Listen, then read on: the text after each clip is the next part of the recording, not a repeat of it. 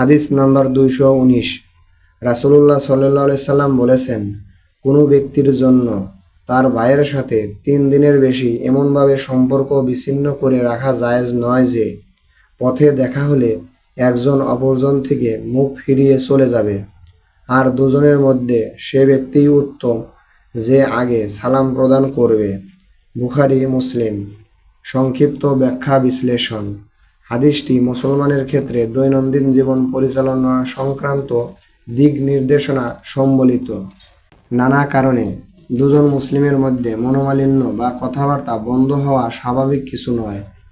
এমন ঘটনা সচরাচর হয়েই থাকে, এতে আশ্চর্য হবার কোনো কারণ নেই।